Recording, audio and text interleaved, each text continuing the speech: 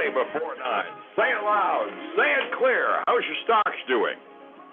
Oh, that wasn't what you were thinking. Well, you should be. Advisory services offered through Second Half Financial Partners, LLC, an SEC-registered investment advisor. The opinions voiced and information provided in this material are for general informational purposes only and are not intended to provide specific advice or recommendations for any individual. To determine which investments are appropriate for you, please consult with a financial advisor. Second Half Financial Partners, LLC does not provide tax or legal advice. Please consult your tax or legal advisor regarding your particular situation. So, let's check in and see what you want to ask your tax or legal advisor about, shall we?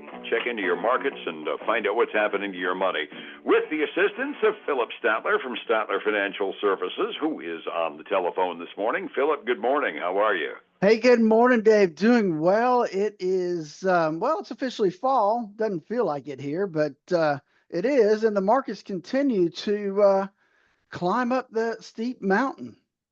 Oh, boy, did we have a party time again yesterday. I had record closes on the Dow, the S&P, and the NASDAQ. Dow was up to 46,382. That put it up 66 points yesterday.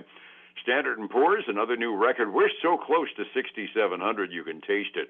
Up $29 to 66.94 yesterday. NASDAQ up a rock-crushing 157 points to 22,788. We have one big day, and we'll cross 23,000 on the NASDAQ. And even the Russell 2000, you and I were comparing notes. They didn't quite beat their record close from last Thursday, but still they were up 0.6%, and that's not chopped liver on the small cap stocks either, is it? No, it's really not. It was a great day yesterday, even though the Dow was the low guy on the totem pole. I mean, it was still a great day, and we continue to bump our noses on these highs. You had something that was really interesting to me, some numbers as to what the S&P 500 needs to do over the next 2 years just to make earnings per share kind of be palatable again. Yeah, I found this kind of fascinating. You and I have been talking about the fact that it's starting to sometimes almost act like a bubble. Well, one of the big investment firms came up with the numbers. If we're going to get back down to the normal price-earnings ratios for what the Standard & Poor's 500 would normally be at, it's not normally as expensive as it is, obviously. But for the S&P to get back to its estimated normal earnings multiples, we'd need to grow our earnings on the Standard & Poor's 500 by 13.4% next year. Now, that's not completely out of the range because we've been averaging close to 10 this year. But we'd need to grow another 15% in 2027, and that's even if the conservative estimates as to how much the index is going to go up as well. Those are numbers that I got to believe some people in the executive suites and the big companies in the nation are going, over, don't you think? Yeah, those are some that's pretty steady rises to get the numbers to kind of, get to where they should be historically on earnings per share. But we'll see. I mean, that's some big numbers to hit. Absolutely. It just kind of threw me for a loop when you start looking at like 28% needed to just to get back to normal multiples. Just kind of makes one go, So if I was CEO in an executive suite.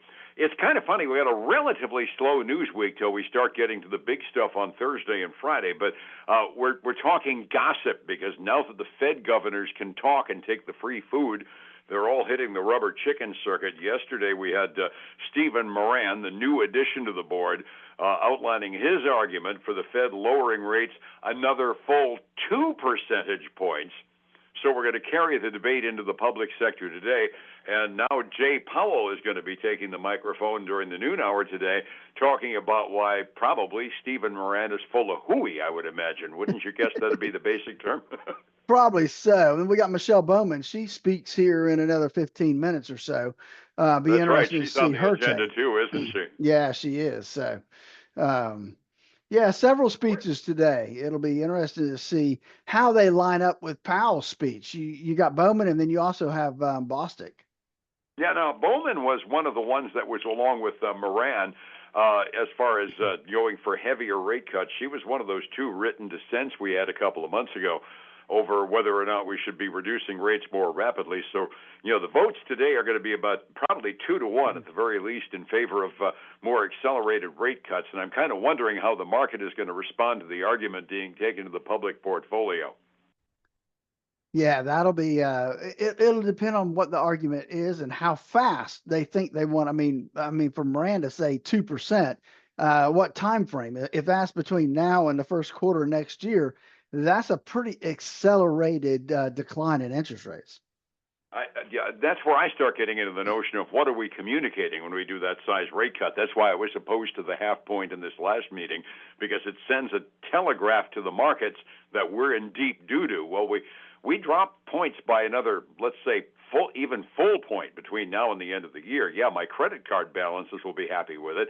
I'm probably not going to refinance my mortgage because I did it at the bottom, but a whole lot of refis will happen on mortgages and the like. It's probably good for the growth of the economy, but it's sending a message to the markets that the Federal Reserve thinks we're in some really deep doo-doo, and that's not what we want to communicate to the world markets. No, it's really not. We don't want that at all. And so, any kind of thing that indicates a slowing of the economy, and that those kind of declines in interest rates, that to me broadcasts that the economy is really in trouble. And I don't know that we really see that yet. Um, we do see a slowing of the economy, which you would expect. But as inflation continues to rise, but we're still growing. At least that's what the numbers say. Yeah, I mean, the analogy might be, we don't have lung cancer, but we do have a case of the flu, and we could probably use a little bit more easing on the interest rates in order to fix some of the challenges in the employment rate. But then again, like I said, we're talking about what a change communicates, and that's why I was happy to see them stop the balance sheet shedding, which kind of has the same effect, without communicating that we're in trouble with a big 0.5% rate cut a week ago.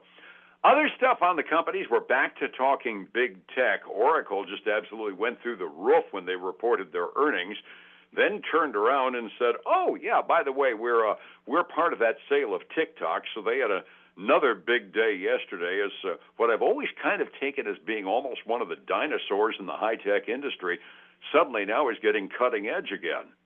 They are. They're getting some legs under them again, and they're starting to find some ways to add value and to grow, which is what a company needs to do. Sometimes they have to reinvent themselves and find where they can fit in, and make money for their stockholders.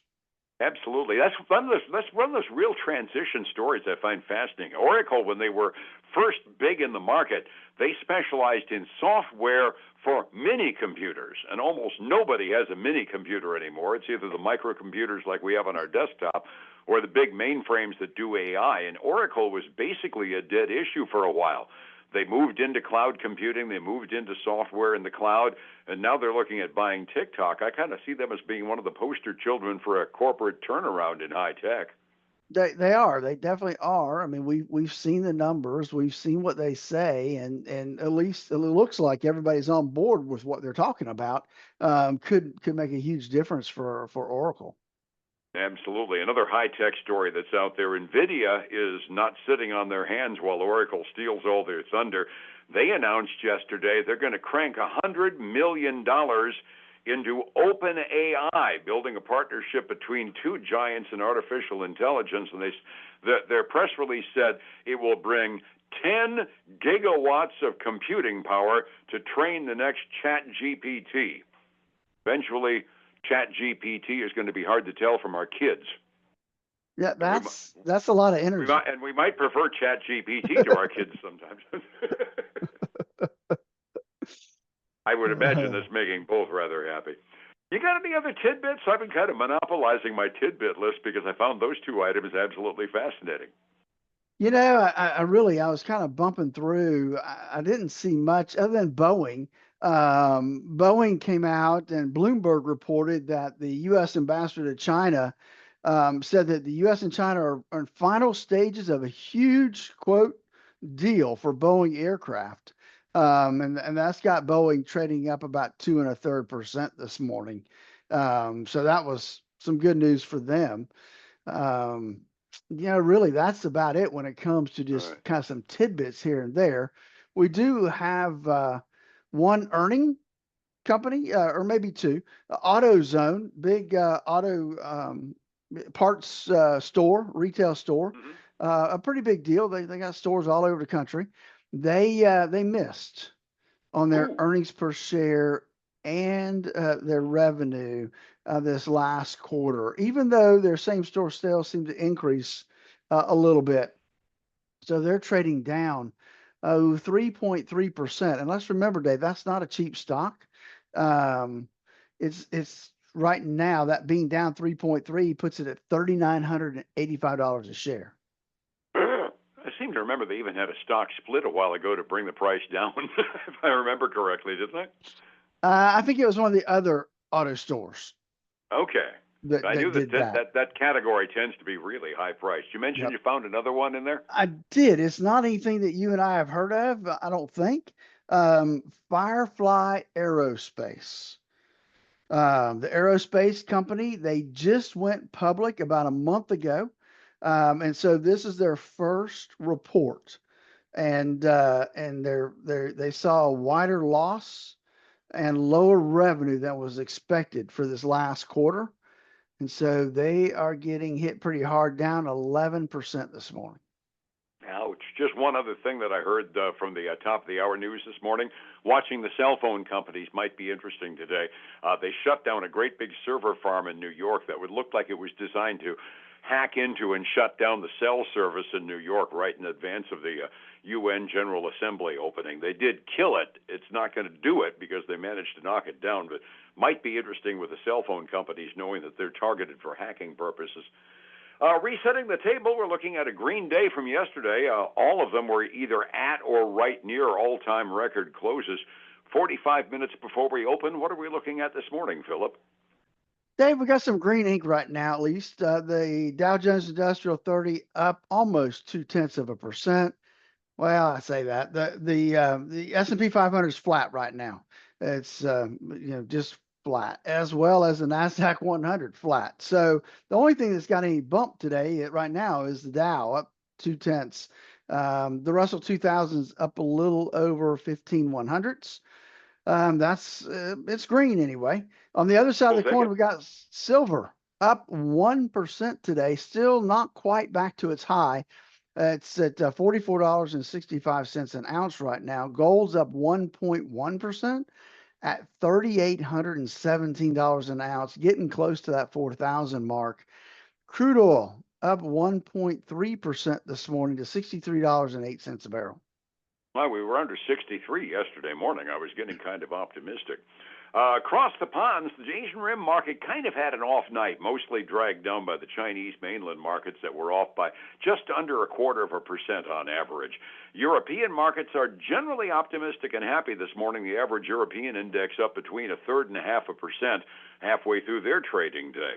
Getting my retirement together takes an expert pair of eyes, Philip. How do I get a hold of you to use your eyes and get my retirement back on track? David, give us a call at 863-382-0037 to schedule the core retirement analysis.